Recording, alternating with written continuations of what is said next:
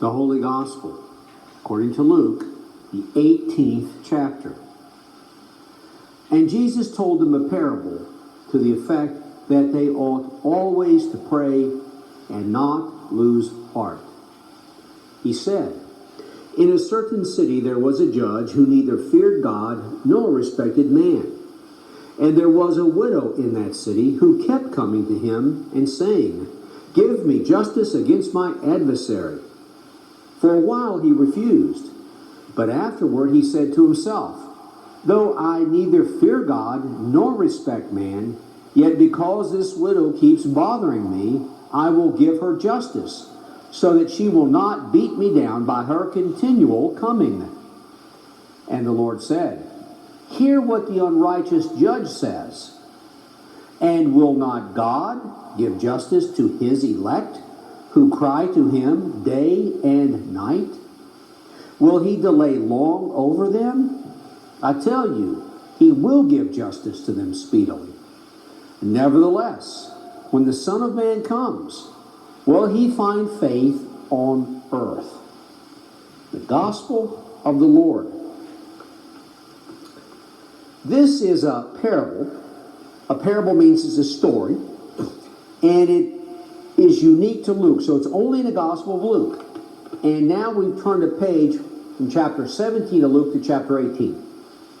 That means we've also probably turned a page on the calendar, meaning this is winter before the spring of Jesus' crucifixion. So far advanced into the time that we're probably in what would be January, the same year of his crucifixion. So, parable unique to Luke. This is an important parable. It's one of two parables that talks about really praying without ceasing, continually praying. It's one of two parables that I'm aware of in which Jesus actually states the purpose of the parable right up front. You know, a lot of his parables, he doesn't explain what the parable's about. The explanation comes later when his disciples come to him and say, "What do you really mean?" And then in a lot of the parables, Jesus explains the parable somewhat in private to his disciples. This is one of two parables in which Jesus telegraphs the purpose of the parable. And I wonder, why would he do that? Why would he pick this and only one other parable to tell people what it was about before he tells the parable? Is it because it's that complex or that hard to understand? I don't know. I like to think that he tells the purpose up front because it is that important. This is about prayer. Prayer undergirds faith. The stronger your prayer life, the stronger your faith, the stronger your faith, the stronger your prayer life. Okay? So this is so important. He doesn't want us to misinterpret this. Now this parable, again, it's the first part of chapter 18. But to understand the full flavor and the application of the parable, we actually have to go to the chapter before this, the end of chapter 17. So you have to look at it in context. This parable is applicable to the time in which the folks lived 2,000 years ago. It is applicable to us, and it will be applicable at the end of time. Coming back of Jesus to judge the living and the dead. End of time. Okay? Or at least the end of time as we know it. So if you look at chapter 17 in Jesus' teaching, he starts to talk about the coming of the end of the world, the Son of God coming back, and the judgment that will take place. And they're asking, well, you know, when's it going to happen? And he talks about how it's going to happen quickly, speedily. Two men are going to be working in the field, one will be taken. Two people will be grinding grain, one will be taken, one will be left. If you're on the roof, don't go back into the house to get your goods, flee. It's going to come quickly. So part of the setting of this could be applicable to the end of the world. But it's also applicable to that time. So he tells this parable. Now, a parable is it's a rhetorical device. It's a teaching device. It's a story form. And again, I've said this a lot, but it bears saying again. It's taking something we understand and it's applying it to something that we may not understand fully. take the known and help us to know the unknown better. And parables illustrate characteristics of the kingdom of God, characteristics of people who will inherit the kingdom of God, or it tells us about God. This characteristic gives us a window into the heart of God himself. That's what it does. It teaches us how to connect and have a relationship with God. Okay. So he said, he told them a parable. And by the way, this parable, all parables are, they're teaching tools, but this parable employs a rabbinical style. Rabbinical rabbis were teachers. It uses a comparison, compare one to another, and it goes from the lesser to the greater. Lesser to greater. It was a style they used back then. It's a style we probably use somewhat today. Okay? And the style is this. He is going to compare this mean old so-and-so judge who finally gives in to the persistent petitions of a widow and gives her day in court. Now, if this mean old so-and-so judge will finally listen and give somebody their day in court, won't a loving, righteous God listen to the petitions, which are prayers, of his people? You see how it goes?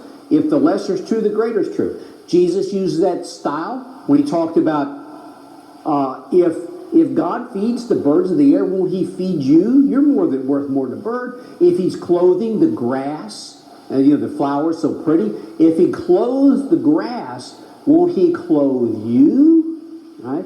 The lesser to the greater. So Jesus does that here. So here's the parable. Always ought to pray, not lose heart. Lose heart is the same as not being faint, not growing faint. King James Version, I think, uses the faint phrase. Jesus said you got a choice. You either give up or you persevere. You persevere through prayer and you don't give up. You got a choice, make the right one. So he said, in a certain city there was a judge. In a certain city. Now that gives us a universal application.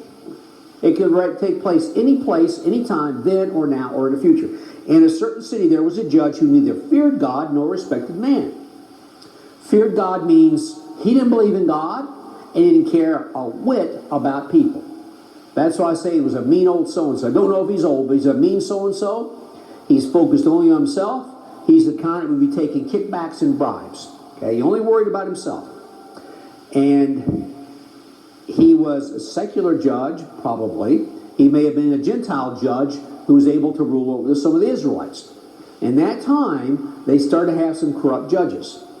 And so this was a little bit of admonition against the judging back then. If you go back to the Old Testament, I think it's in Chronicles, when the Israelites started to have judges appointed over them to help render decisions, there was a statement back in the Bible somewhere that said, you judges, you're not judging for men, you're judging for God. In other words, you've got a sacred obligation. It's a holy duty to give justice, okay, to treat people well and use God's wisdom. Okay? So here you go. There's this judge who neither feared God nor respected man. And there was a widow in the same city. Now, a judge is a pretty powerful person. You're enforcing society, right? Now, here comes a widow in the same city. Now, a widow represents the other end of the scale. Widows are synonymous with people who may be weak or powerless or poor. The Bible in the Old Testament says, don't treat widows and orphans badly. And in the New Testament, we're told, I think it's in James, pure religion is this, that you take care of the widows. It expresses your love. So not all widows are powerless or victims or something, but a lot of them are weak in weak states. Weak states economically, weak states socially, weak states education-wise, especially back then. Okay? Now, God does not favor the poor over the rich. He does not favor the rich over the poor. He's neutral to that. But he subscribes to justice in treating people with love and respect. All right? And the thing about the poor is that if you mistreat someone who is already economically or socially disadvantaged, mistreating them is going to have a worse impact on them than somebody who's got more resources. So mistreating the poor is going to be worse and it can have a more drastic effect than mistreating people who can take care of themselves. Okay? So now you have the strongest in society, a judge, and the weakest in society. And the woman kept coming to this judge and said, give me justice against my adversary. Very interesting what she said. Give me justice. So from that we infer that she wanted what was right. She was not trying to get ahead. She wasn't really trying to get even. She just wanted what to be done what was right and appropriate. Wasn't trying to get rich through suing somebody. Give me justice against my adversary. Okay? Says for a while he refused. But afterward he said to himself, he's going to talk about himself, and he's going to talk about himself in the same way Jesus describes him. He said, though I neither fear God nor respect man, because I'm a mean old so-and-so, yet because this widow keeps bothering me, because she just will not leave me alone, I will give her justice, so that she will not beat me down by her continual coming. She's wearing me out. I'm not going to have a moment's peace. Squeaky wheel gets the grease. I'm going to give her her day in court. So he opens the halls of justice to her, and here's the case.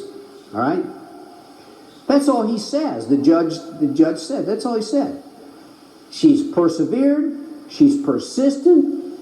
She's constant. She's unrelenting. She wants justice.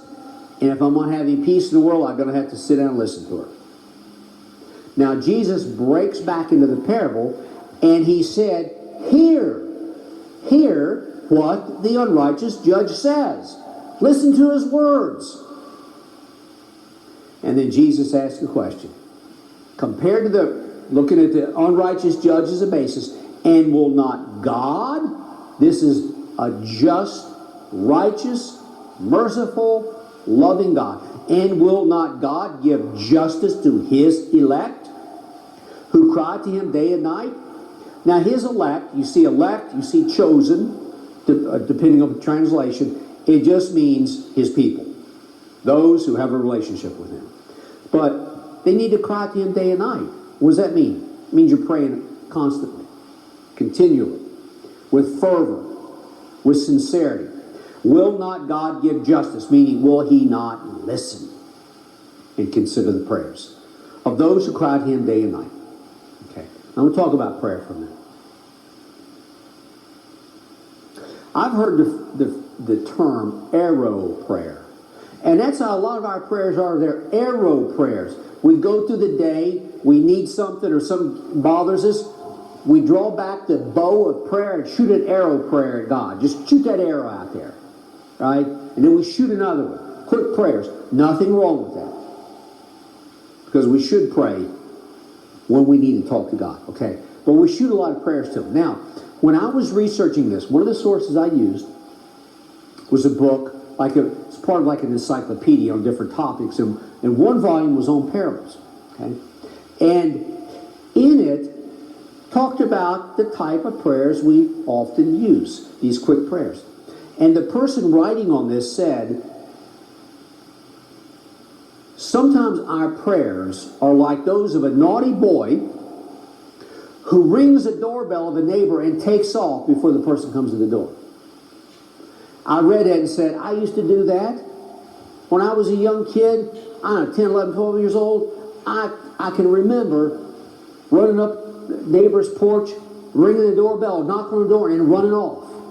I thought it was funny. Somebody comes to the door, nobody's there. I don't know why it's funny, but, right? And then if you're brave, you do it again. Do it too many times, Mr. Smith is waiting there, right? Or Mr. Jones is waiting there for you, right? And Mrs. Jones is calling your mother, and you're going to be in trouble. But I don't know if anybody else ever did that. Anybody else do that? Dallas, did you ever do that? Run and ring the doorbell and take off? I don't know why you think it's funny. I did that as a little kid. Last time I did that, I think I was 33 years old. No, seriously. This parable, the description of the parable, the guy writing about the parable said, our prayers are like that. We knock on heaven's door. We ring God's doorbell with a prayer, and before we give him a chance to answer, we're off to something else. We're impatient. We're not investing in our own prayers. I thought, that's a great way of looking at it. Great way. So what is prayer? Prayer is a conversation with God. I thought about this the other night, so I want to share it with you. If you meet somebody you don't know, and you're talking to them, if you want to develop a relationship, the guy's, woman, man's going to be your friend. To have a relationship, you have to know something about him. To know something about them. To know who they are, what makes them tick. To know their heart, you gotta let them talk. So, if you meet somebody and you're there 10 minutes and you're doing all the talking, you can't have a relationship with the person. You cannot know what beats in the heart, that beats in the chest of that person. You cannot know who they are, what they're thinking, unless you let them talk. Okay? Now, our prayers. I have to admit that in my prayers, I do most of the talking. I don't do as much listening. But prayer is the mechanism by which we get to know God. But if we don't let him talk, we can't get to know him. If we don't let him talk, we can't get to know the heart of God. If we don't let him talk, we cannot know for ourselves what he has for our lives, what he wants us to do. And maybe that's why we want to keep talking, because sometimes we don't want to know the jobs he has for us. But we got to let God get a few words in there so we know what he's thinking. Right? So, I just want to share that about prayer. And it's really more of a criticism about my prayers. Okay?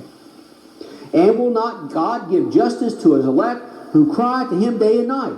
Now, this parable would have shaken up the Israelites, because their standard of praying was they prayed 3 times a day, and they prayed 3 times a day so they wouldn't wear God out with a bunch of petitions.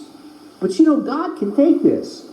He can listen to our prayers all the time. He's God. He can do that. Will he delay long over them? Sometimes we think God takes a long time answering our prayers. But sometimes his delay is the answer. Not now. Not now. Okay? Not now. Can be yes, can be no, can be maybe, can be not now. I tell you, he will give justice to them speedily. Sounds like a long time for God to answer a prayer, but in the perspective of God, it's fast. He's outside time. It may be slow in human terms, but as we take this parable and we project it to the end of time, because that is part of the context, when God comes to judge, that's going to happen in the twinkling of an eye. One day, he's not there. The next second, he's there, and the whole universe has changed. Right?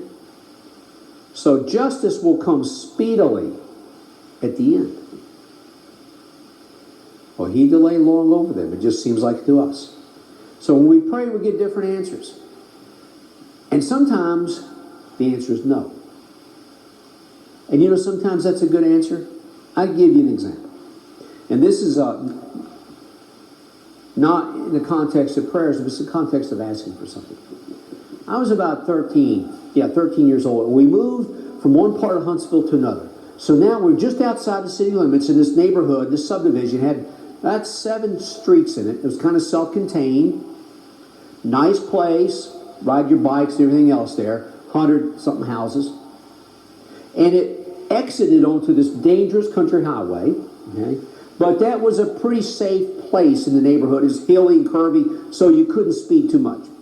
There was a man that lived behind us who built motorcycles and go-karts and stuff. And I was 13 or 14. I bought a mini bike, or my father did, for $25 from this guy. This is a little mini bike he built. Okay? And I liked it. I rode it all through the neighborhood. And I remember my father saying, I better never catch you on Slaughter Road. That was the highway out there. Okay? Because it's too dangerous. So I rode that. A couple of years later, I was 15, I guess. I wanted a motorcycle. And at that time, I think you'd get one at 15, certain times. I wanted a motorcycle. And I was bothering my father. I was bugging him. Can I have a motorcycle? Can I have a motorcycle? And I remember him telling me one day, he said, no, I'm not going to get you one. And he said, one day you're going to thank me for not giving it to you. He said, it's not that I don't trust you, but there's a lot of things that can happen with a motorcycle, most of them bad. It doesn't have to be your fault. Somebody can just run over you because they don't see you. I never got a motorcycle. I never thanked my father for not giving me a motorcycle. I wish I had. Because you know, right now, today, my body parts still hang together. They work pretty good. They work pretty good. Hands, feet, okay? If my father got me a motorcycle, who knows? Who knows? So my prayer, my petition to my father was, I want a motorcycle.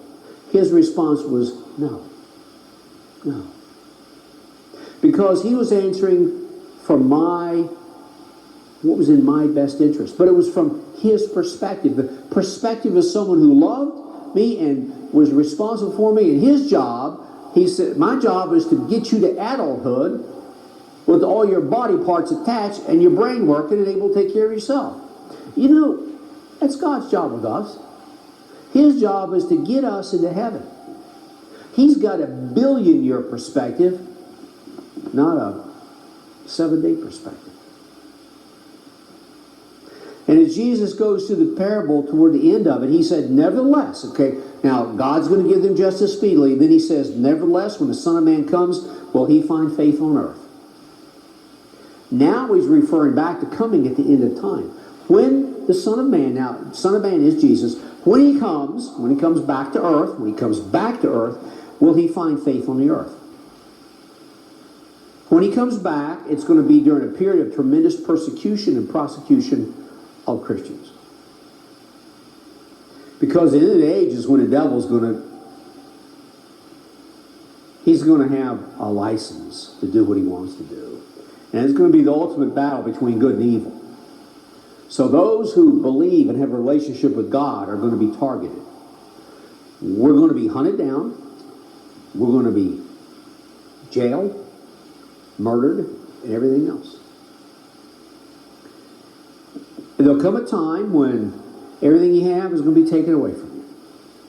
I don't know if that's next week or a trillion years from now.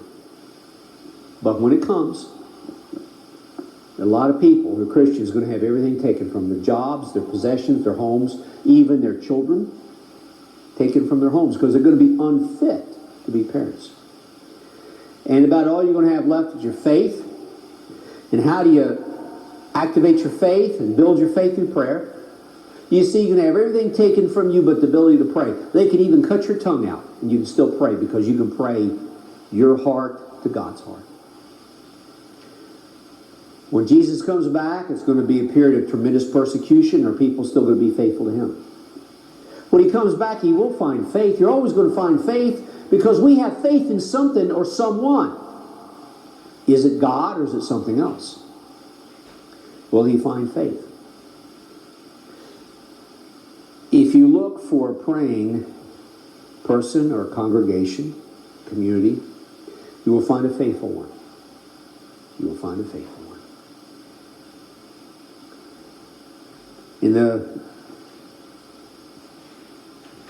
Along the lines of homework assignments, we've got one.